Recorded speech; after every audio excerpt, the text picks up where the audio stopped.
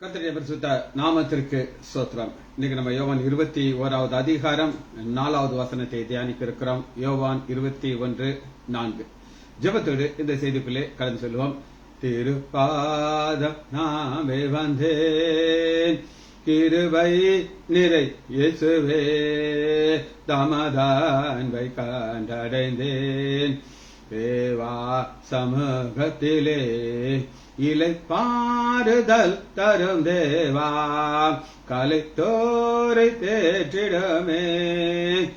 இலை பாறுதல் தரும் தேவா, கலைத்தோரை தேற்றிடமே.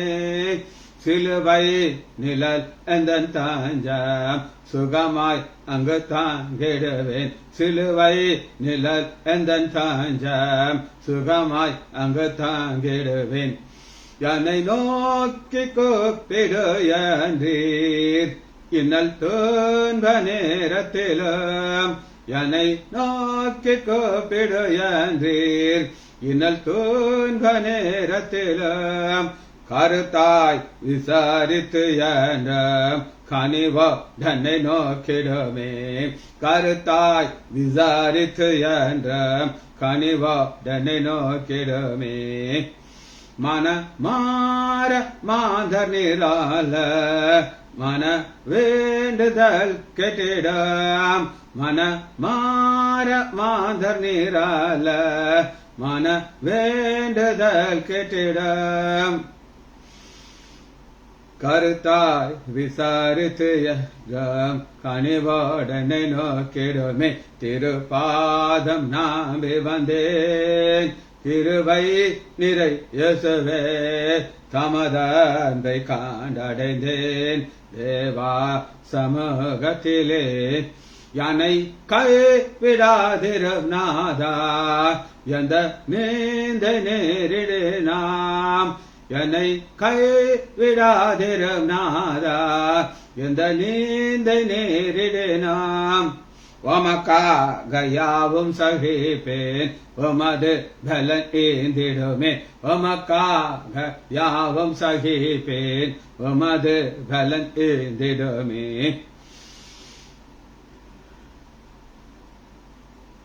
ஹல்லேலூயா. திருப்பாதம் நாமே வந்தேன், கிருபை நிறை இயேசுவே, தமதான்பை கண்டடைந்தேன், தேவா சமூகத்திலே. உமை ஊக்கமாய் நோக்கி பார்த்தேன், உண்மையாய் வெட்க அடையேன். உமை ஊக்கமாய் நோக்கி பார்த்தேன், உண்மையாய் வெட்கமடையேன். உமது முக பிரகாசம் தினமும் என்னில் வீசிடுதே. உமது முக பிரகாசம் தினமும் என்னில் வீசிடுதே. திரு பாதம் நம்பி வந்தேன், கிருபை நிறை இயேசுவே, தமதான்பை கண்டடைந்தேன், தேவா சமூகத்திலே. சத்துரு தலை கவிழ்ந்தோட நித்தமாம் கிரியை செய்திடாம். சத்துரு தலை கவிழ்ந்தோட நித்தமாம் கிரியை செய்திடம். யானை தேற்றிடம் அடையாளம் இயேசுவே என்று காட்டிடுமே. யானை தேற்றிடம் அடையாளம் இயேசுவே என்று காட்டிடுமே. விசுவாசத்தால் பிழைத்தோங்க வீரபாதை காட்டினீரே. விசுவாசத்தால் பிழைத்தோங்க வீரபாதை காட்டினீரே. வளர்ந்து கனி தரும் வாழ்வை விரும்பி வர வேண்டுகிறேன். வளர்ந்து கனி தரும் வாழ்வை விரும்பி வரம் பேசுகிறேன். பலத்தாலின முளைக்காலே பரம சியோன் மிதிலே. பலத்தாலின முளைக்காலே பரம சியோன் மிதிலே. பிறகா சிக்கம் அதை நோக்கி பதரா மலை காத்திருப்பேன். பிறகா சிக்கம் அதை நோக்கி பதராமலே காத்திருப்பேன். இயேசுவின் நாமத்தினாலே ஜெபங்கள் பிதாவே, ஆமென். பாலசுந்தரி பிரைசலாட், கவிதா சிஸ்டர் பிரைசலாட். இன்னைக்கு நம்ம யோவான் 21வது அதிகாரம் 4வது வசனத்தை தியானிக்க இருக்கிறோம். வாசிப்பமா 21:4. விடியற் காலமான போது இயேசு கரையில் நின்றார். அவரை இயேசு என்று சீஷர்கள் அறியாதிருந்தார். இதுல 3 குறிப்புகள் ஆவியானவை எழுதியிருக்கார். நான் இல்ல பரிசுத்தான 3 குறிப்பு. முதல் குறிப்பு விடியற் காண போது. முதல் வசனத்தை நம்ம பார்க்கிறோம், ராக் காலத்திலே அவர் ஒன்றும் பிடிக்கவில்லை. ராக் காலம்ங்கிறது ஆண்டவராகிய இயேசு கிறிஸ்து இல்லாத காலம் ராக் காலம். நாம் பாவத்தில் வாழ்ந்த காலம் ராக் காலம். அன்னைக்கு இயேசு கிடையாது. 2வது குறிப்பு இயேசு கரையில் நின்றார். நம்பர் 2, இயேசு கரையில் நிற்கிறார். 3வது குறிப்பு அவரை இயேசு என்று சீஷர்கள் அறியாதீர்கள். மகதலேனா மரியாள் அறியாதிருந்தாங்க, நீங்க சீஷர்களை அறியாமல் இருக்கிறாங்க. இந்த 3 குறிப்புகள்ல முதல் குறிப்பை நம்ம பார்க்க இருக்கிறோம், விடியற் காலம் ஆன பொழுது. விடியற் காலமானது அப்படின்னா என்ன அர்த்தம்னா, அந்தகாரத்தில் இருந்தோம், நாம் எப்படி இருந்தோம், நம்மளை எப்படி ஆண்டவர் கொண்டு வந்தா நான் பார்க்கப்போம். எப்படி இருந்த நம்மை எப்படி இந்த வசனத்திலிருந்து பார்க்க போயிடும். 1 பேதுரு 2வது அதிகாரம் 9வது வசனம். இது ஆண்டவராகிய இயேசு கிறிஸ்து இல்லாத காலம், பாவத்தில் வாழ்ந்த காலம், நம்மளுடைய நிலைமை எப்படி இருந்தது, எப்படி நம்மளை தலைகளா மாற்றுகிறார். நீங்களோ சீஷர்களை பார்த்து சொன்னா, இப்ப நம்ம தான் சீஷர்கள். நீங்களோ உங்களை அந்த ஆகாரத்திலிருந்து தம்முடைய ஆச்சரியமான ஒளிக்கு அழைத்தவருடைய புண்ணியங்களை அறிவிக்கும்படி தெரிந்து கொள்ளப்பட்ட சந்ததி, சோசன் பீப்பிள். இதற்காக தெரிந்து கொள்ளப்பட்டோம் அப்படின்னா புண்ணியங்களை ஊழியம்.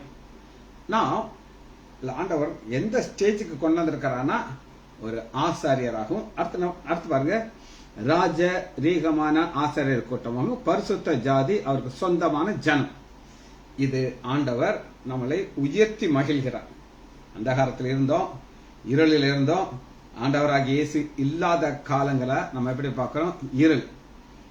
யோவான் 21வது அதிகாரம் 3வது வசனம், அந்த ராத்திரியிலே அவர்கள் ஒன்று பிடிக்கவில்லை. இந்த ராத்திரியில இந்த போட்ல இயேசு இருந்தாரா? இல்ல.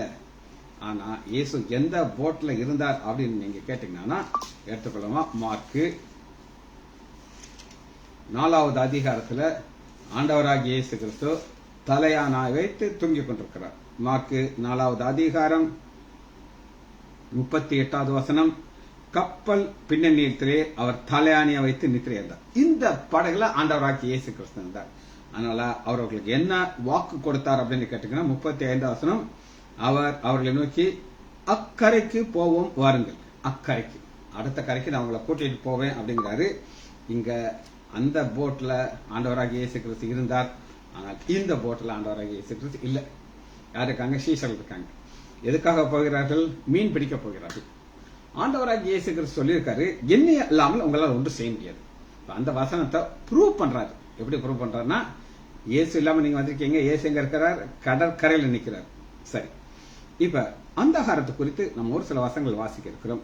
இப்ப மாம்சத்தில் இருந்த இயேசு கிறிஸ்து, நல்லா கேட்டுக்கோங்க, மாம்சத்தில் இருந்த ஆண்டவராகிய இயேசு கிறிஸ்து லூக்கா 23வது அதிகாரம் 45வது வசனத்துல சிலுவையில் தொங்கிக் கொண்டிருக்கிறார். சிலுவையில் தொங்கிக்கிட்டு இருக்கும்போது ஒரு அந்தகாரம் உண்டாகிறது. வாசிப்போமா, லூக்கா 23வது அதிகாரம் 45வது வசனம். சூரியன் இருளடைந்தது. இது என்ன இருள் அப்படின்னு கேட்டீங்கன்னா, ஆண்டவராகிய இயேசு கிறிஸ்து சிலுவையில தொங்கிக் கொண்டிருக்கிறார். அவர் நீதியின் சூரியன். ஆனால் இப்ப அவர் மேல பாவம் வந்து கொண்டே இருக்கிறது. நீங்க பாருங்க 44வது வசனம், லூக்கா 23:44. அப்பொழுது ஏறக்குறைய 6ஆம் மணி நேரமாக இருந்தது. 9ஆம் மணி நேரம் வரை பூமி எங்கும் அந்தகாரமாயிட்டு. நல்லா கேட்டுக்கோங்க, பூமி எங்கும். இது எருசலேம்ல மாத்திரம் நடக்கல. எருசலேம்ல மாத்திரம் நடக்கல, இஸ்ரேல் தேசத்துல மாத்திரம் நடக்கல, பூமி எங்க. ஏன் பூமி எங்கும் அப்படின்னு கேட்டீங்கன்னா, அவர் உலகத்தின் பாவத்தை சுமர்ந்து தீர்க்க வந்த தேவாட்டுக்குட்டி. அந்த உலகத்தின் பாவத்தை தீர்க்க வந்த தேவாட்டுக்குட்டி சிலுவையில் தொங்கிக் கொண்டிருக்கிறார். பூமி இருளடைகிறது, சூரியன் இருளடைகிறது, பூமி எங்கும் அந்தகாரம் இருக்குது. 45, சூரியன் இருளடைந்தது, தேவாலயத்தின் திரைச்சிலை கிழிக்கப்பட்டது. அப்ப நம்முடைய ஆண்டவராகிய இயேசு என்ன சொல்லுகிறார்னா, இயேசு, பிதாவே உம்முடைய கையிலே என் ஆவியை ஒப்புவிக்கிறேன் என்று மகா சப்தமாய் கூப்பிட்டு இப்படி சொல்லி ஜீவனை விட்டார். இப்ப உலகத்தின் பாவத்தை சுமர்ந்து தீர்த்துட்டார். இப்ப பாவம் வந்துருச்சு அவர் மேல, அவர் மரிக்கிறார். மரிக்கும் பொழுது என்ன நடக்கும் அப்படின்னு நீங்க கேட்டீங்கன்னா, அவர் மேல வந்த பாவம் அத்தனை கேன்சல் ஆயிடும். இது எப்படிங்கிறது அவங்களுக்கு நான் விளக்கமா சொல்றேன். இப்ப சந்தன வீரப்பன் அப்படின்னு ஒரு ஆள் இருந்தார். எத்தனை பேரை கொலை செய்தானா யாருக்கும் தெரியாது. எத்தனை யானைகளை கொண்டிருப்பான் அவனுக்கே தெரியாது. இவ்வளவு பாவம் செய்த மனிதன் அவனை சுட்டு கொண்டுட்டாங்க. இவனை மட்டும் உயிரோடு பிடிச்சிருந்தாங்கன்னா அவன் மீசையை ஷேவ் பண்ணிருப்பாங்க. அவர் மாதிரி ஸ்டைலா மீசை வச்சிருப்பாரு. அவருடைய மீசை அந்த ஸ்டைலா இருக்கும். மீசை எடுத்து காலில் லாடம் கட்டி போலீஸ் அடி எப்படி அடிப்பாங்கன்னு நான் உங்களுக்கு சொல்றேன். இதை ஒரு போலீஸ் இன்ஸ்பெக்டர் எனக்கு சொல்லி கொடுத்தார். நார்வேக்காரன் என்ன செய்வாரான், நீளமா ஒரு டேபிள் இருக்கும் பாத்துக்கீங்களா, டேபிள் நீளமான இந்த மாதிரி சாதனை அதுல குப்புரா படக்க வச்சிருவாங்க. அந்த கைதியை இந்த 2 கையும் விலங்கு போட்டு கட்டிடணும், காலை 2 விலங்கு போட்டு கட்டிடணும். இப்போ முதுகு மாத்திரம் எக்ஸ்போஸ்ட் ஆயிருக்கும், முதுகு இந்த பேக் எக்ஸ்போஸ்ட் ஆயிருக்கும், காலு பின்னாடி நிற்கும். இங்க ஒரு போலீஸ், இங்க ஒரு போலீஸ், இங்க ஒரு போலீஸ். 4 பேர் 4 லத்தி வச்சிருப்பாங்க. 4 லத்தி வச்சுட்டு இவன் ஒரு அடி அவன் ஒரு அடி. இவன் நகர முடியாது, கத்தத்தான் முடியும். வாயில் நிறைய துணி அரைச்சி வச்சிருப்பாங்க. கத்தனா ரொம்ப இன்சியா இருக்கணும். ஆடி ஆடி அப்படின்னு நாங்க அடிப்போம் சார். இதுக்கு பேர் தான் போலீஸ் அடி. நகரவே முடியாது. அவன் என்ன பண்ணினாலும் அவன் தவற ஒத்துக்கிறவரை நாங்க விட மாட்டோம் சார் அப்படின்னு சொல்லி அவர் எனக்கு சொன்னார். எனக்கு அதை கேட்கும் போது எனக்கு ஒரே வலி. இந்த மாதிரி சந்தன வீரப்பன பெண்டை கழட்டியிருப்பாங்க. ஆனா நடந்ததுன்னா என்கவுண்டர்ல சுட்டாங்க. அவனை பாடியை தான் கொண்டு வராங்க. இந்த டெட் பாடியை போலீஸ் ஸ்டேஷனுக்கு கொண்டு போக முடியாது. உயிரோடு இருந்தா போலீஸ் ஸ்டேஷன் கொண்டு போயிருப்பாங்க. இந்த மார்ச்சரிக்கு தான் அனுப்பணும். உயிரோடு இருந்தானா அவன் எங்க கொண்டு வந்திருப்பாங்க, ஜட்ஜு முன்னாடி நிறுத்திருப்பாங்க. சாரி வந்தாண்டா சார், ரைட், என்னையா சொல்ற கேட்பாரு. அவன் சொல்லுவான், ஐயா நான் ஒண்ணுமே தெரியல, நான் பாவமே செய்யாதவன். அவன் அதை அப்படிதான் சொல்லுவான். சொன்ன குற்றத்தெல்லாம் ஒத்துக்கொள்ள மாட்டான்.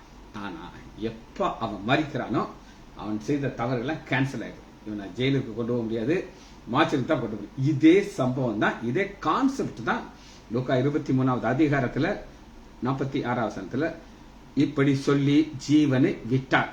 இந்த ஜீவனை விட்ட ஆண்டவராகிய இயேசு கிறிஸ்து என்ன நடக்குது அப்படின்னு கேட்டீங்கன்னா, இங்க கைவிடப்பட்ட நிலைமையில இருக்கிறாரு. ஆனா பிதாட்ட தன்னுடைய ஆவியை கொடுத்தார். பிதாட்ட ஆவியை கொடுத்தார். பிதா அந்த ஆவியை பத்திரமா எடுத்து 3ஆம் நாள் அந்த ஜீவனை உள்ளே அனுப்பிட்டார். எப்படி அனுப்பினார் உங்களுக்கு காட்டட்டா? எடுத்துக்கொள்ளுவோமா? ரோமர் எடுத்துக்கொள்ளுவோம். ரோமர் 6வது அதிகாரம். ஒரு ப்ராசஸ் நான் உங்களுக்கு காட்டிட்டு இருக்கேன். அந்தகாரத்தை குறித்து பேசிட்டு இருக்கிறேன். நிறைய பேர் லேட்டா வந்திருக்கீங்க, அவங்களுக்காக திரும்பவும் ஷார்ட்டா நான் சொல்றேன். இந்த யோவான் 21வது அதிகாரம் 4வது வசனம் 3 குறிப்புகள்ல தலைப்புகளை நான் அதை சொல்லிக் கொடுக்க போறேன் உங்களுக்கு. நம்பர் 1, விடியற் காலம் ஆன பொழுது. நம்பர் 1. நம்பர் 2, இயேசு கரையிலே நின்றார். நம்பர் 2. 3வது, அவரை இயேசு என்று சீஷர்கள் அறிவில்லை. விடியற் காலமான பொழுது என்ன நடக்குதுன்னா, 3வது வசனத்துல அந்த ராத்திரியில அவர்களை ஒன்று பிடிக்கல. ராத்திரி அங்கிருந்து அது ஆரம்பிக்கிறது. இரவுங்கிறது இயேசு இல்லாத காலம். ஒரு படகு இருந்துச்சு, தலையில தூங்கிட்டு இருக்காரு, சுழல் அடிக்குது. இயேசு இருந்தாரு, அவங்களை அக்கறையில கொண்டு போய் சேர்த்தார். ஆனா இப்ப இந்த நம்ம பார்க்கிற 21வது அதிகாரம் 4வது வசனத்துல போட்ல இயேசு கிடையாது. இயேசு தரையில நிக்கிறார், கரையில நிக்கிறார். சரி, இப்ப அந்தகாரம்ங்கிறத பாக்குறோம். அந்த அந்தகாரத்தை நான் எப்படி உங்களுக்கு சொல்லிக் கொடுக்க ஆரம்பிக்கிறேன் அப்படின்னா, 1 பேதுருல நம்ம பாக்குறோம், அந்தகார இருளில் இருந்த நம்மை ஆச்சரியமான ஒளிக்கு அழைத்து வந்து அவருடைய புண்ணியங்களை அறிவிக்கும்படி ராஜரீகமான ஆசாரியர் கூட்டமாக நம்மளை தெரிந்து கொள்கிறார். நம்மள ராஜரீ எங்க இருந்தோம், அந்தகாரத்தில் இருந்தோம். அப்ப இயேசு இல்லாம இருந்தோம், இப்ப இயேசு நமக்கு வந்துட்டார். அப்ப அதை எப்படி ஆண்டவராகி இயேசு செய்யறாருன்னா, சிலுவையில தொங்கிக் கொண்டிருக்கிறார். பூமி எங்க அந்தகாரமா இருந்துச்சு. ஏன் அந்தகாரமா இருந்துச்சுன்னா, உலகத்தின் பாவம் முழுவதும் நம்முடைய ஆண்டவராக இயேசு கிறிஸ்து மேல வந்துகிட்டு இருக்கு, வந்து முடிஞ்சிருச்சு. இப்ப அவர் உயிரோடு இருந்தார்னா அவர் எல்லாம் என்ன சொல்லுவாங்க, பாவி அப்படின்னு சொல்லுவாங்க. ஒரு பாவம் இல்லையா, உலகத்தில் உள்ள பாவம் அத்தனை மண்டல வந்துருச்சு அப்படின்னு சொல்லுவாங்களா இல்லையா? ஆனா ஆண்டவர் என்ன செய்தார்னா, தன்னுடைய ஜீவனை பலத்த சத்தமாய் பிதாட்ட என்ன செய்றாரு, ஆவியை ஒப்பு கொடுக்கிறார். ஒப்பு கொடுத்த பிதா அந்த ஆவியை என்ன செய்தார் அப்படின்னு கேட்டீங்கன்னா, அங்க ஷார்ட்டா சொல்லிட்டேன். ரோமர் 6வது அதிகாரம், பிதாவாகிய தேவன் அந்த ஆவியை என்ன செய்தார். 6வது அதிகாரம் 4வது வசனம், மேலும் பிதாவின் மகிமையினாலே கிறிஸ்து மரித்தொழிந்து எழுப்பப்பட்டது போல. அங்க ஒரு சரீரம் இருந்துச்சா, அந்த சரீரம் காணா போச்சு. அந்த சரீரத்துக்கு என்ன நடந்துச்சுன்னா, அது மறுரூபம் ஆயிடுச்சு. மறுரூபமாகி மரித்தோரிலிருந்து எழுப்பப்பட்டார். இதைத்தான் பிதாவாகிய தேவன் செய்தார். பிதாவாகிய தேவன் இதை செய்துட்டு இருக்கும் பொழுது அந்தகாரத்தை குறித்து நம்ம ஒரு சில தீர்க்க தரிசன வசனங்களை நம்ம பார்க்கிறோம். அந்தகாரம், ஆண்டவராகிய இயேசு கிறிஸ்து சிலுவையிலே தொங்கிக் கொண்டிருக்கும் போது அந்தகாரம் ஆச்சு. வாசிப்பாங்க. முதல் வசனத்தை ஆமோஸ் 8வது அதிகாரம் 9வது வசனம். ஆமோஸ் 8:9 10:7 8வது அதிகாரம் 9வது வசனம். அந்நாளில் இது ஒரு நாள் நடக்கும். ஆண்டவராகிய இயேசு கிறிஸ்து சிலுவையில வெள்ளிக்கிழமை அறையப்படுகிறார். வெள்ளிக்கிழமை தம்முடைய ஜீவனை கொடுக்கிறார். அந்த ஒரு நாள்ல நான் பிதாவாகிய தேவன் சொல்றேன், நான் மத்தியானத்திலே சூரியனை மத்தியானத்தில். ஏன் மத்தியானத்துல அது அஸ்தமிக்க பண்ண போறாரு? அந்த மத்தியானத்துல ஒரு காரியம் நடக்க போகுது. சீக்கிரட்டா நடக்கிற காரியம். என்ன நடக்கும் அப்படின்னா, இந்த அந்தகாரம் என்ன நடக்கும் நமக்கு யாருக்கும் தெரியாது. ஆனா என்ன நடந்தது அப்படின்னு கேட்டீங்கன்னா, ஒரு பக்கம் சிலுவையில தொங்கிட்டு இருக்கிற நம்முடைய ஆண்டவராகிய இயேசு கிறிஸ்து யாருன்னா, இயேசுவா? ஆம், இயேசு. ஆனா இயேசு கிடையாது. அவர் உலகத்தின் பாவத்தை சுமர்ந்து தீர்க்க வந்த தேவாட்டுக்குட்டி. அவர் தேவாட்டுக்குட்டி தொங்கிட்டு இருக்கு. அந்த தேவாட்டுக்குட்டி என்னதான் மாறுதுன்னா பாவமாகவே மாறிடுச்சு. அதான் நம்ம 2 கொரிந்தியர் 5வது அதிகாரம் 21வது வசனத்துல, பாவம் அறியாத அவரை நமக்காக பாவம் ஆக்கினார். சரியா? பாவம் அவர் மேல வந்துகிட்டே இருக்கு. இப்ப ஃபுல் பாவம் வந்துருச்சு. நீ அவர் என்ன செஞ்சிருக்கு? மறிக்கணும். அப்ப ஒரு பக்கம் இருக்கிறது பிதாவாகிய தேவன் இருக்கார். பிதாவாகிய தேவனா? ஆம், பிதாவாகிய தேவன். ஆனா அவர் பிதாவாகிய தேவனா மாத்திரமல்ல, ஒரு நியாயாதிபதியா இருக்கிறார். ஏன் நியாயாதிபதியா இருக்கிறான்னா, தன் குமாரனை அனுப்பி இவ்வளவாக உலகத்திலே அன்பு கூர்ந்தார். சரி, அன்பு கூறுறது அவருடைய ஒரு ஸ்பெஷல் ஒரு காரியம். இன்னொரு வசனத்தை நம்ம வாசிக்க போயிடும், எடுத்துக்கொள்ளுமா?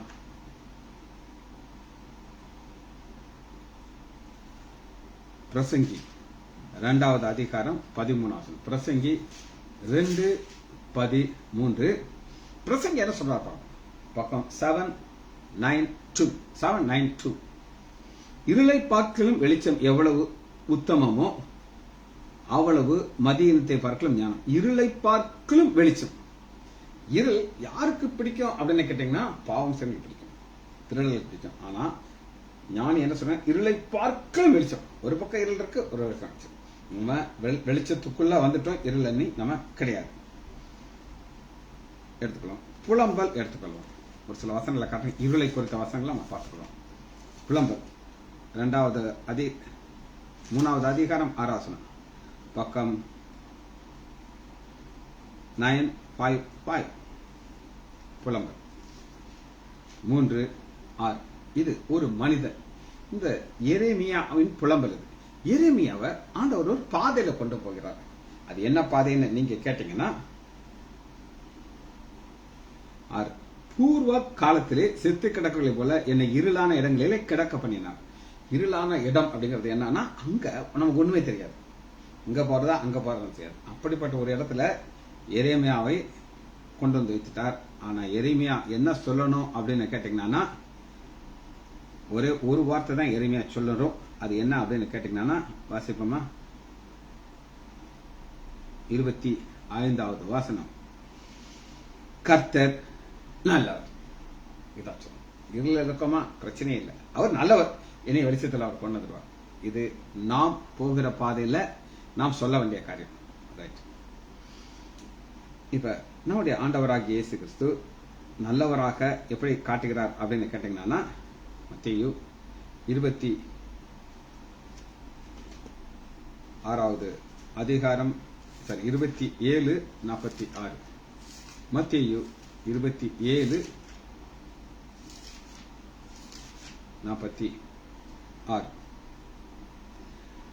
என் தேவனே என் தேவனே ஏன் என்னை கைவிட்டு நான் சொல்றார். அப்ப கைவிடப்பட்ட சூழ்நிலை இருந்த நம்முடைய ஆண்டவராகிய இயேசு கிறிஸ்துவ பிதாவாகிய தேவன் தன்னுடைய கரத்தில் எடுத்துக்கிட்டார். அந்த ஆவி எடுத்து அதை திரும்ப செய்கிறார். அவருடைய வல்லமையினாலே உயிர்த்தலை வைக்கிறார். உயிர்த்தலை வைத்து அவரை நம்ம எங்க பார்க்கலாம் அப்படின்னு கேட்டீங்கன்னா, 46வது வசனத்துல பாருங்க. லூக்கா 23ல நம்ம பார்த்தோம், உம்முடைய கைகளே என் ஆவியை ஒப்பு கொடுக்குறீங்க. அந்த ஆவி உயிர்த்தெழுந்து இப்ப உயிர்த்தெழுந்த பிறகு அவர் எங்க நிற்கிறார் அப்படின்னு நீங்க கேட்டீங்கன்னா, லூக்கா 21வது அதிகாரம் விடிய காலம் இயேசு கரையில் நின்றார். இயேசு எப்படி கரையில் நிற்கிறாரு? இந்த ப்ராசஸ் எல்லாம் முடிச்சு இப்ப நான் உங்களுக்கு பிச்சு சொன்னேன். எல்லாத்தையும் முடிச்சு இன்னொரு காரியத்தை செஞ்சாரு. ஒரு பாதாளத்துக்கு கீழே இறங்குறாரு. அங்க போய் நான் மேசியா வந்து விட்டேன்னு சொல்லி ப்ரொக்ளைம் பண்றாரு. அங்க காவல் இருக்கிற ஆவிகள் எல்லாத்தையும் கொண்டு வராரு. பரதேசில போய் வைக்கிறாரு. இதெல்லாம் முடிச்சுக்கிட்டு தான் இங்க வந்து நிற்கிறார். ரைட். முதல் குறிப்பு நான் உங்களுக்கு சொல்லிட்டேன். இப்ப விடியற் காலம்ங்கிறத இன்னும் கொஞ்சம் நம்ம பார்க்க போறோம். விடியற் காலம் பாருங்க, 4வது இருளை குறித்து நான் உங்களுக்கு சொல்லிட்டேன். இப்போ விடியற் காலத்தை பாருங்க. விடியற் காலம் என்றால் என்ன அப்படின்னு நீங்க கேட்டீங்கன்னா வாசிப்போமா? ஆதியாகமம் 1வது அதிகாரம் 3வது வசனம். ஆதியாகமம் 1:3. தேவன் வெளிச்சம் உண்டாக கடவுள் என்றால் வெளிச்சம் உண்டாயிற்று. இது என்னங்க? ஆண்டவராக்கி இயேசு கிறிஸ்து வெளிச்சம் உண்டாக கடவுள் வெளிச்சம் உண்டாகும். இங்க திருத்துவத்துல 3 நபர்ல முதல் வசனத்துல ஆதியாகமம் 1:1 ஆதியிலே தேவன் பிதா வாக்கியம் பிரச்சனைக்கா இல்ல. தேவ ஆவியானவர் ஜலத்தின் பரிசுத்தானார் பார்க்கிறோம். ஆனா ஆண்டவராகி இயேசு கிறிஸ்து அங்க பார்க்க முடியாது. அது இப்படி பார்க்கலாம் அப்படின்னு கேட்டீங்கன்னா, தேவன் வெளிச்சம் உண்டாக கடவுள் வெளிச்சம் உண்டாச்சு. இந்த வெளிச்சம் எங்க இருந்து வந்த வெளிச்சம் அப்படின்னு நீங்க கேட்டீங்கன்னா, யோவான் 1வது அதிகாரம் இந்த வெளிச்சம் எங்க இருந்து வந்தது அப்படின்னு கேட்டீங்கன்னா, யோவான் 1வது அதிகாரம் 1 வசனத்துல ஆதியிலே வார்த்தை இருந்தது, அந்த வார்த்தை தேவனிடத்தில் இருந்தது, அந்த வார்த்தை தேவனா இருந்துச்சு, தேவனிடத்தில் இருந்தது. பிரிக்க முடியும். தேவனா இருந்தது பிரிக்க முடியாது. எப்படி பிரிக்க முடிந்து அது என்ன நடக்குது அப்படின்னு கேட்டீங்கன்னா, 4வது அவருக்குள் ஜீவன் இருந்தது, அந்த ஜீவன் மனுஷருக்கு ஒளியா இருந்தது, அவருக்குள் ஜீவன் இருந்தது. இது என்ன ஜீவன் அப்படின்னு? நித்திய ஜீவன். ஆதாம உண்டாக்குறார். நாசில சுவாசத்தை ஊதுறார். நாசில சுவாசத்தை ஊதின உடனே ஆதாம் அசைய ஆரம்பிக்கிறான். அது என்னன்னா கிரியேட்டட் லைஃப், உண்டாக்கப்பட்ட ஜீவன். இது உங்களுக்கு இருக்கு, எனக்கு இருக்கு.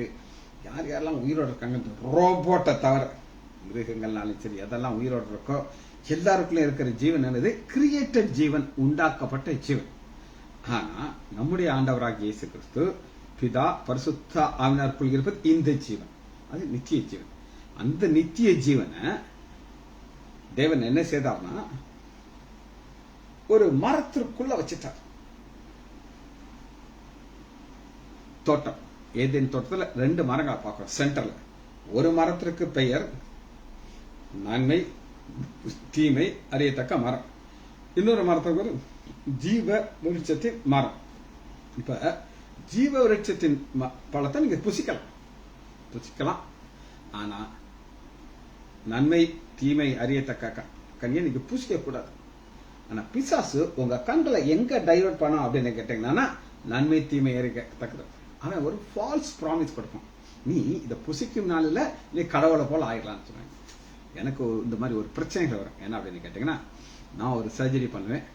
அந்த சர்ஜரி ஏதாவது ஒரு ட்ரீட்மெண்ட் கொடுத்து அந்த பேஷண்ட் ரொம்ப நல்லா ஆயிட்டாங்கன்னா, சார் நீங்க தான் சார் கடவுள் அப்படின்னுவாங்க. அப்படின்னு நூடுல்ஸ் ஆயிடுவேன். அப்பா அதை வச்சே நான் ஒரு சுவிசேஷன் சொல்லுவேன். எப்படி சொல்லுவேன் அப்படின்னு நீங்க கேட்டீங்கன்னா, நான் சொல்லுவேன், எப்பா கடவுளுக்கு டெஃபினிஷன் இருக்கு உனக்கு தெரியுமா அப்படின்னு. சார் எங்களுக்கு தெரியாது சார், படிக்காதவங்க இல்லை, படித்தாலும் படிக்காது தெரியாதுன்றோம். நான் சொல்லுவேன், கடவுள் யாருன்னா இந்த உலகத்தை உண்டாக்கியிருக்கும், அதான் கடவுள். என்னுடைய ஆண்டவராகிய இயேசு கிறிஸ்து தான் இந்த உலகத்தை உண்டாக்கினார். 2வது, இந்த கடவுளுக்கு என்ன ஒரு வல்லமை இருக்கணும்னா நம்முடைய பாவத்தை மன்னிக்கிற வல்லமை இருக்கும். நான் பாவத்தில் வாழ்ந்த என்ன ஆண்டவர் மன்னித்தார். 2வது குறிப்பு இதுதான் கடவுள். 3வது குறிப்பு என்ன அப்படின்னு கேட்டீங்கன்னா, உங்களுக்கு மரணத்துக்கு அப்புறம் ஒரு வாழ்க்கையை வச்சிருக்கணும். அந்த வாழ்க்கையை கொடுக்கறதுக்கு அப்படின்னு சொல்லி அவங்க சொல்லுவாங்க. அப்படின்னு சொல்லி அசோசியேஷன் நான் சொல்லிடுவேன் அவங்களுக்கு. இப்ப பிரச்சனை என்ன அப்படின்னு கேட்டீங்கன்னா, நம்ம பார்க்கிறோம் இந்த ஒளி, எந்த ஒளி? அவருக்குள் ஜீவன் இருந்தது, அந்த ஜீவன் மனுஷனுக்கு ஒளியா இருக்கு. இந்த ஜீவன் மூலமாக நம்ம கிடைக்கிற ஒளி. இந்த ஒளியைத்தான் நீங்க அங்க பாக்குறீங்க. ஆதியாகமம் 1வது அதிகாரம் 4வது வெளிச்சம், 3வது வெளிச்சம் உண்டாயிற்று. இந்த வெளிச்சங்கிறது ஆண்டவராகிய இயேசு கிறிஸ்து. ஏசாயா 60வது அதிகாரம் 19வது வசனத்துல நித்திய வெளிச்சமாக பார்க்கணும். அவர் நித்திய வெளிச்சம். ஏசாயா 10:17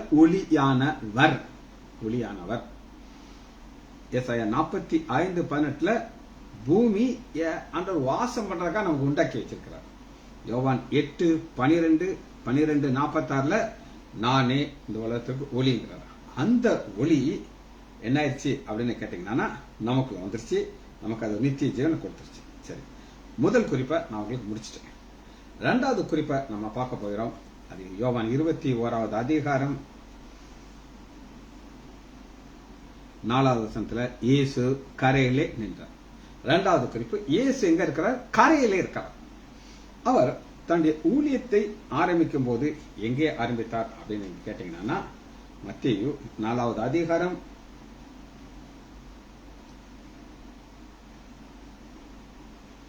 14வது வசனம். மத்தேயு 4:14 கடற்கரையிலும் 18 பாருங்க, இயேசு கடலோரத்திலே நடந்து போகலை. அப்ப ஊழியத்தை ஆரம்பிக்கும் போது கடற்கரை ஆரம்பிக்கிறார். இந்த 21வது அதிகாரம் கடைசி அதிகாரம் முடிக்கும் போது கடற்கரை முடிக்கிறார். ஆண்டவர் எப்படி ஆரம்பிச்சு எப்படி முடிக்கிறார்? ஒரே மாதிரி முடிக்கிறார். இது நம்ம ஆண்டவராகிய இயேசு கிறிஸ்துவால் மாத்திரம்தான் முடியும். சரி, கடற்கரையிலே அந்த கடற்கரையில என்ன நடக்குது அப்படின்னு கேட்டீங்கன்னா பாருங்க 15வது வசனம், இருளிலே இருக்கும் ஜனங்கள். அப்ப ஆண்டவராகிய இயேசு கிறிஸ்து இந்த பூமிக்கு வராதுக்கு முன்னாடி மக்கள் இருளில் இருக்கிறாங்க. அது என்ன இருள் அப்படின்னு கேட்டீங்கன்னா அவங்களால தங்களுடைய பாவத்தை தீர்த்து கொள்ள முடியாது. புரியுதாங்க? அதற்காக பிதாவாகிய தேவன் என்ன செய்தார்னா ஒரு ஆடு இல்ல மாடு ஒரு புறாவனை கொண்டு வா, அதை உனக்கு பதில் நினைச்சு பலி கொடுங்கிற. ஆனா அந்த பலி என்ன செய்ய முடியாதுன்னா அவருடைய மனசாட்சியை நீக்க முடியாது. உதாரணத்துக்கு நீங்க எடுத்துக்கோங்க, ஒரு பாவம் போல ஒரு ஆடு இருக்கும். அந்த ஆடு நீங்க அழகா வளர்க்குறீங்க, சாப்பாடெல்லாம் கொடுத்து வளர்க்குறீங்க. ஒரு நாள் அந்த ஆடை பலி செலுத்துறதுனா லேசான காரியமா? ஒரு சின்ன குட்டி கதை சொல்றேன். கதை சொல்லி ரொம்ப நாள் ஆச்சு. ஒரு குட்டி பிள்ளை, ஸ்கூலுக்கு போற குட்டி பிள்ளை, அது ஒரு கோழி குஞ்சியை வளர்க்க ஆரம்பிச்சிச்சு. யாரோ ஃப்ரெண்ட் ப்ரெசன்ட் பண்ணிருக்காங்க. அது டெய்லி அதனுடைய சாப்பாடை கொடுப்பா. அம்மா கொடுக்குற சாப்பாடுல கொஞ்சம் சாப்பாடு அந்த கோழி கொடுப்பா. இந்த கோழி நல்லா புதுங்க பாப்பாவோட நல்லா குண்டாகி வந்துருச்சு. இது வீட்டுக்கு பக்கத்துல கொஞ்சம் வாலிப பசங்கள்லாம் தங்கியிருக்காங்க. அதனால ஒரு அண்ணன் என்ன பண்ணிருக்காரு, இந்த கோழி குஞ்சு நல்லா தெரியும் இந்த பொண்ணு தான் வளர்க்குன்னு வச்சு அவங்க வீட்டுல போய் கக்க ஆரம்பிச்சிச்சு. யார் வீட்டுல? அண்ணன் வீட்டுல. அவனுக்கு கோவம் வந்து அந்த கோழியை பிடிச்சு கழுத்தை திருகி தூக்கி போட்டான். தூக்கி போட்டு இப்ப அவனுக்கு ஒரு சின்ன பயம் வந்துருச்சு. இந்த பாப்பா உங்க அப்பாட்ட சொல்லி ஆளுகள் வந்து அடிச்சா என்ன பண்றதுட்டு என் ஃப்ரெண்ட்ஸ் எல்லாம் கூப்பிட்டு ரெடியா இருக்கான். நம்ம எதுக்கும் ரெடியா இருக்கணும், சண்டைக்கு வந்து அவங்கெல்லாம் எனக்கு ஹெல்ப் பண்ணுவான்ட்டு. மாப்பிள்ள உனக்கு ஹெல்ப் பண்ணுவான், யாரு ஹெல்ப் பண்ணுவான்ட்டு அவங்கெல்லாம் வந்துட்டாங்க. இப்ப அந்த பாப்பா வர்றா, கோழி குஞ்சிச்சு, கோழி சொத்து கிடக்கு. அம்மா சொன்னாங்க தானே கொண்டு போட்டான் கோழின்ட்டு. அதனால என்னம்மா நீங்க எப்படியும் இதை சமைச்சு கொடுங்க. பார்த்து 4-5 அண்ணன் மாதிரி இருக்காங்க, அவங்க பாவம் பசியில இருப்பாங்க. நம்ம கோழி செத்து போச்சு, கடவுள் அவ்வளவுதான் அதுக்கு ஆயுசு கொடுத்தாரு. நான் என்ன செய்யறேன், சாப்பாடு செஞ்சு கொடுத்து நான் கூட கொடுக்குறேம்மா அப்படின்னு சொல்லி அம்மாவும் சரி பாப்பா சொல்றான்ட்டு அந்த கோழியை கட் பண்ணி மசாலா எல்லாம் போட்டு நல்லா குழம்பு வச்சு ரைஸ் கூட்டெல்லாம் வச்சு இதையும் வச்சு கொடுத்துருச்சு. இந்த பாப்பா உயரமான காரியத்தை கஷ்டப்பட்டு தூக்கிட்டு போகுது தக்க. அங்க அண்ணே என் கோழி செத்து போச்சுன்னே. சரி, நீங்க எல்லாம் ஃப்ரெண்ட்ஸா வந்திருக்கீங்க, நான் எங்க அம்மாட்ட சொன்னேன், அம்மா அண்ணன் மாதிரிலாம் வந்திருக்காங்க, இந்த கோழியை சமைச்சு கொடுத்தேன்னா அவங்களுக்கு கொடுப்பேன், சாப்பிடட்டும் அவங்க அப்படின்னு சொல்லி அவங்க எல்லாம் அப்படியே கண்ணீர் விட்டு ஆள ஆரம்பிச்சிட்டாங்க. அதாவது அவளுக்கு நல்லா தெரியும் இவங்க தான் இந்த கோழியை பண்ணாங்கன்னு சொல்லி. ஆனா அன்பை காட்டுறோம், சண்டைக்கு வருவாங்கன்னு நினைச்சா அன்பை காட்டுறார். இதுதான் ஆண்டவர் செய்கிற ஒரு காரியம். இந்த காரியத்தை செய்யறதுக்கு அவர் இருளில் இருக்கிற ஜனங்களுக்கு ஒரு பெரிய வெளிச்சத்தை காட்டுகிறார். அந்த வெளிச்சம் அவர்களை எங்க கொண்டு போதுனா, இப்ப அந்த கடற்கரையை குறித்து பவுல் வாழ்க்கையில நடந்த ஒரு சம்பவத்தை காட்டப்படுறாங்க. அப்போஸ்தலர் 27வது அதிகாரம் 44வது வசனம். அப்போஸ்தலர் 27:44. இப்ப என்ன நடக்குதுன்னா, பவுல் ஒரு கப்பல் யாத்திரை இருக்கிறார். அங்க ஆண்டவர் ஒரு வாக்கு கொடுக்கிறார். என்ன வாக்கு கொடுக்கிறார் அப்படின்னு கேட்டீங்கன்னா 22வது வசனம். அப்போஸ்தலர் 27:22. அல்லாமலும் திடமனதா இருங்கள் என்று சொல்லுகிறேன், கப்பல் சேதம் அன்றி உங்களுக்கு ஒருவனுக்கும் பிராணசிதை உயிர் போகாது அப்படின்றார். அதை நீங்க பாத்தீங்கன்னா 44வது வசனம். அப்போஸ்தலர் 27:44 கடற்கரை. மற்றவர்கள் சிலர் படுக்கை துண்டிலும் போய் கடற்கரையை ஏறவும் கட்டளையிட்டார். இவ்விதமாக எல்லாரும் தப்பி கரை சேர்ந்தார்கள். கடற்கரை. இப்ப ஆண்டவர் என்ன செய்யாரு, ஒரு பிரச்சனை இருந்து கடற்கரைக்கு கொண்டாடுறாரு. இது ஆண்டவர் தன்னுடைய வாக்கு தத்துவத்தை நிறைவேற்றுகிறார். கடைசி குறிப்பை பார்த்து இந்த செய்தியை முடிக்க போயிடும். இயேசு என்று அறியாது இருந்தார்கள். இது என்னது? மகதலேனா மரியாள் கல்லறைக்கு வர கேட்கிறார். ஆண்டவராகிய இயேசு கிறிஸ்துவ தோட்டக்காரன் நினைச்சிட்டு, யா தோட்டக்காரரே, ஆண்டோடைய சரீரத்தை காணும், நீங்க எங்கேயாவது வச்சிருந்தீங்க, நான் தூக்கிட்டு போயிருந்தாரு. அப்ப ரபுனி அப்படின்னு அவர் சொல்றதுக்கு காரணம் மரியாளே அப்படின்னு அவர் அழைக்கிறார். பார்ப்போமா, யோவான் 20:16. இயேசு அவளை நோக்கி மரியாளே என்றார். அந்த மரியாளைங்கிற ஒரு ஸ்டைலா கொண்டிருப்பார். அவருக்கு ஸ்டைல் மரியாள் தெரியும். என்ன இப்படி மரியாள் என்னை மட்டும் அவர் இயேசு மட்டும் தான் கூப்பிட்டாரு. ரபுனிங்கிற அங்க வெளிப்பாடு கொடுத்தார். என்ன வெளிப்பாடு கொடுத்தார் அப்படின்னு நீங்க கேட்டீங்கன்னா, நான் உயிரோடு இருக்கிறேன், அவ்வளவுதான். ஆனா லூக்கா 24வது அதிகாரத்துக்கு வரும்போது எம்மாவூர் சீஷர்களுக்கு ஒரு வெளிப்பாடு கொடுக்கிறார். என்ன வெளிப்பாடு கொடுக்கிறார் அப்படின்னு கேட்டீங்கன்னா, 32வது லூக்கா 24:32, நம்முடைய இருதயம் நமக்குள்ளே கொழுந்து விட்டு எரியவில்லையா? அந்த இருதயம் எப்படி இருந்துச்சுன்னா மந்த இருதயமா இருந்துச்சு. 25வது விசுவாசிக்கிறதுக்கு புத்தி மந்த இருதயத்தை கபகவன் எரிய வச்சார். இது சீஷர்களுக்கு கொடுக்கிற ஒரு வெளிப்பாடு. இது மாத்திரம் நமக்கு காணாது. இன்னும் நமக்கு என்ன வெளிப்பாடு தேவை? இயேசு என்று நாம் அறிந்து கொள்ள வேண்டும். ஆனா சீஷர்கள் அறியாதிருந்தார்கள். நாம் எப்படி இயேசுவை என்ன மாதிரி அறிந்து கொள்ளணும் அப்படின்னு கேட்டீங்கன்னா, முதல்ல எடுத்துக்கலாமா, பிலிப்பியர் 3வது அதிகாரம் 10வது பவுல் சொல்லுகிறார். அவருக்கு என்ன ஒரு நாலேஜ் வேணும்னு கேட்டீங்கன்னா, இப்படி நான் அவரையும் இயேசுவை, நீங்க பைபிள்ல வாசிச்சீங்கன்னா ஒரு புதிய ஒரு வெளிப்பாடு உங்களால கண்டுபிடிக்க முடியும். அவையான உங்களுக்கு காட்டணும். நீங்க அதுக்காக தர்ஸ்டா இருக்கணும். அது பழைய ஏற்பாடா இருந்தாலும் சரி, புதிய ஏற்பாடா இருந்தாலும் சரி, நான் இன்னைக்கு ஒரு வெளிப்பாடு பெற்றுக்கொள்ளணும் அப்படின்னு சொல்லி, அவருடைய உயிர்த்தெழுதலின் வல்லமையும் அறிந்து கொள்வதற்கும், அவருடைய பாடுகள் மரணத்துக்குள்ள அவரை மருத்துவரிலிருந்து தகுதி அறிந்து கொள்ளும் நாலேஜ். எனக்கு மறித்து உயிரோடு நான் எழ வேண்டும். இது நம்முடைய தர்ஸ்ட் இருக்க வேண்டும். இது ஒரு நாலேஜ்.